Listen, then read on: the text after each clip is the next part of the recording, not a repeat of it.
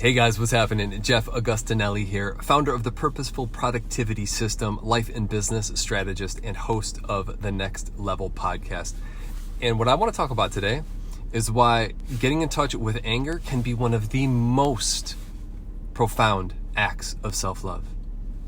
Why, you might ask? One, why talk about anger on Valentine's Day? I think that anger is one of the most ostracized emotions. I think it's one of those things that most people have a very large uncomfortability feeling anger because they don't know what to do with it. But like all emotions, none of them are good or bad, right? They're really messages.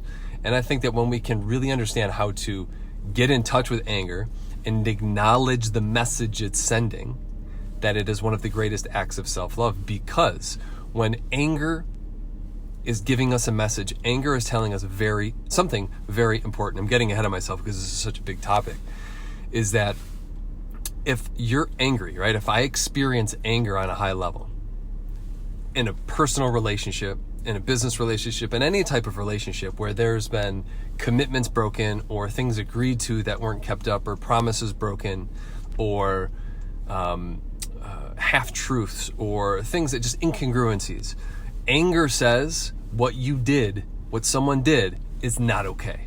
It's not okay. It's a breach of my personal ethics, morals, boundaries. I'm not a huge fan of the personal boundaries, like this personal space conversation of healthy boundaries. But anger says, and I'm going to tune into the frequency here for you for a moment. Anger says, you just fucked with me in the wrong way. And it doesn't have to be acted out in that way. That's the important thing. Most people run the other way from anger.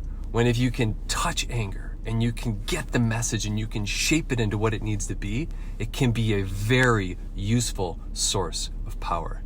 In fact, when you look at a scale of emotions, right? Like unconsciousness, apathy, grief, fear, anger, pain, and enthusiasm, moving up scale in emotion, you have to pass through anger to get to higher level emotions. Yeah, exactly. Right on, Julia. You have to move through lower level, mid-level, high level emotions. You can't skip steps, right?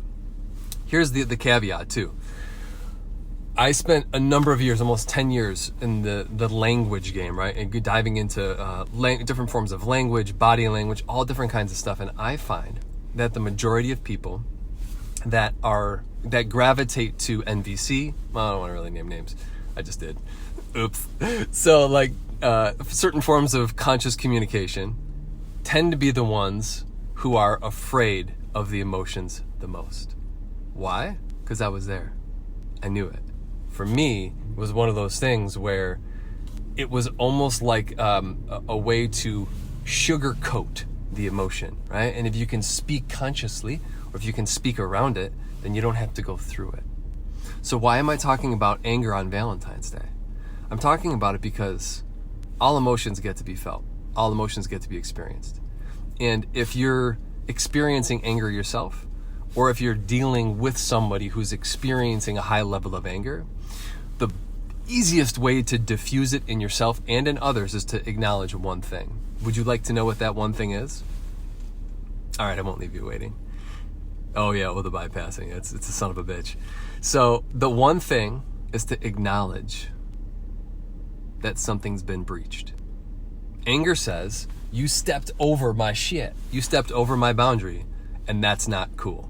So if you're on the receiving end of somebody who's angry, right? Someone who's at a high level of anger, like just lit, loud, fucking Riley, to sit there and to be able to hear what they're saying without reacting, without being uncomfortable in the face of anger, will diffuse it immediately if you can internally acknowledge the fact that this person, in any way, shape, or form, their anger is justified in the sense that it's okay to experience and it's okay to feel. Okay? Because they're saying that something that happened, something that you did or something that just happened was not okay. And if we can acknowledge that and give that message, just kind of make it all warm and fuzzy. That message is okay. It's okay. There's nothing to be afraid of. It's a regular emotion. It's a regular message saying you crossed a line. And then from there. Being able to tactfully communicate, renegotiate, come to common terms. Because where there's lack of getting in touch with anger, where there's lack of getting in touch with healthy aggression, being aggressive, being forward, there's passive aggressive. And in my opinion, this is getting a little heated, a little off tangent, but I'm gonna say one last thing, is that passive aggressive is way more fucked up and is way more cutting, is way more dangerous than aggressive, right? So understanding anger is understanding that there's something trying to be communicated. Something's been broken and something needs to be mended. So if you're experiencing anger at a high level, what do you need to do to feel honored? What do you need to do to feel respected? What do you need to do to feel as if you matter in the situation? And if you're on the receiving end of anger, how can you acknowledge the fact that maybe you crossed the line? How can you acknowledge the fact that something's been crossed for that individual and something is not okay for them? And how can you acknowledge that and somehow come back to the situation without avoiding it, without running away, with being in it enough to shape it and change it into something new? Woo! Okay, so I'm curious. Let me know below. What's your relationship to anger? Is it something that you can access in a healthy way when you need to? Are you quick to anger? What is your relationship to anger? Very, very curious to know. Leave a comment below. Love you. Have an amazing, fantastic Friday and Valentine's Day. And chat soon.